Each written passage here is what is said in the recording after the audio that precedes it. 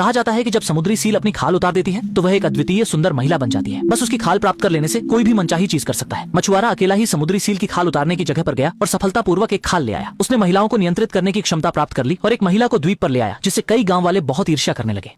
जल्द ही महिला गर्भवती हो गई, लेकिन महिला की एक मांग थी कि मछली पकड़ने वाली नाव की लकड़ी से आने वाले बच्चे के लिए एक पालना बनाया जाए और उस पर शंख से सजावट की जाए। 10 महीने के गर्भ के बाद बच्चा पैदा हुआ। महिला ने बच्चे को पालने में रखा, उसे समुद्र में छोड़ दिया ताकि समुद्र की लहरों की आवाज बच्चे की लोरी बन सके। कई सालों बाद महिला ने 5 बच्चों को जन्म दिया, लेकिन वह हमेशा अनंत समुद्र की ओर देखती और अपने समुद्री जीवन की स्वतंत्रता को याद करती। उस दिन बेटी ने उसे बताया कि पिता ने अटारी में एक समुद्री त्वचा की जैकेट छुपा रखी है। ये सुनकर महिला बहुत उत्साहित हो गई। उसने तुरंत अपने हाथ में पकड़े बच्चे को छोड़ दिया और मुड़कर चली गई। इधर मछुआरा मछली पकड़कर घर लौटने की तैयारी कर रहा था। उसने देखा कि एक समुद्री जीव लगातार उसका पीछा कर रहा है और उसकी आंखों में उदासी भरी हुई थी।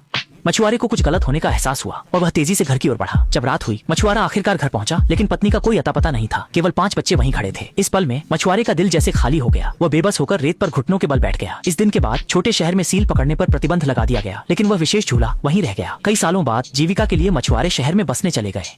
जब वे द्वीप छोड़ रहे थे, अचानक एक झुंड समुद्री पक्षियों ने गांव वालों पर हमला कर दिया और उस झूले को ले गए जिसमें नवजात लड़का था। समुद्री पक्षियों की आड़ में समुद्री सील ने सफलतापूर्वक नवजात डिल्लन को ले लिया। जब पिता को पता चला, तब तक बहुत देर हो चुकी थी। झूला समुद्री लहरों के साथ दूर बहता गया और हमेशा के लिए पिता की नजरों से ओझल हो गया। थोड़े समय बाद डिल्लन का परिवार दुखी होकर समुद्री द्वीप छोड़कर चला गया। शहर में आने के बाद डिल्लन का पिता काम में व्यस्त रहने लगा और बेटी अन्ना की देखभाल नहीं कर सका, इसलिए उसे दादा के पास रहने के लिए भेज दिया।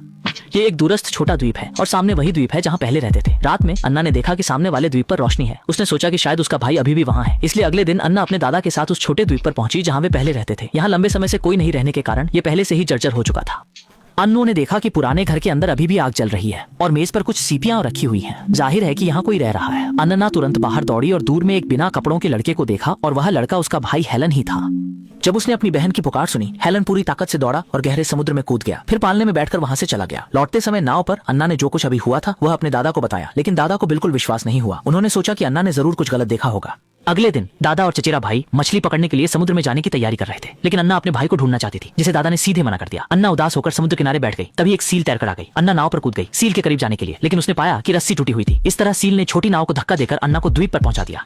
वह तुरंत पुराने घर की ओर दौड़ी, जहां उसने अपने भाई हेलन को देखा। वह बचपन से ही बिना कपड़ों के रहता था और हर दिन समुद्री शेरनी के दूध पर निर्भर था। उसने देखा कि कोई आ गया है तो तुरंत भाग गया। अन्ना ने उसका पीछा किया, लेकिन समुद्री शेरनी ने जानबूझकर उसे गिरा दिया। रात में दादा और चचेरे भाई यहाँ पहुंचे। अन्या ने फिर से दादा को बताया कि उसका भाई हेलन द्वीप पर है, लेकिन दादा ने उसे गुस्से में डांटा। कुछ महीनों का बच्चा समुद्र में कैसे जीवित रह सकता है। उन्होंने अन्या को खोजने का विचार छोड़ने के लिए कहा। उस दिन अन्या ने देखा कि दादी भाई की याद में रो रही हैं। उसने तय किया कि वह ये बात दादी को बताएगी।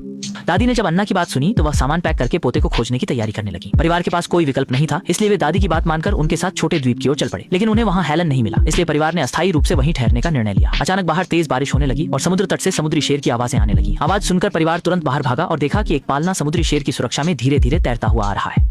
हेलन पालने से बाहर आ गया। अचानक बाहर आए लोगों की भीड़ ने हेलन को डरा दिया। वह मुड़कर भागने की तैयारी कर रहा था, लेकिन समुद्री शेर ने उसका रास्ता रोक दिया और पालने को समुद्र की ओर धकेल दिया। इशारा किया कि वह घर की गोद में लौट जाए। जब समुद्री शेर दूर चला गया तो हेलन मुड़कर दादी की गोद में कूद गया। इस तरह हेलन परिवार के पास लौट आया और परिवार फिर से मिल गया। यहीं पर फिल्म समाप्त होती है।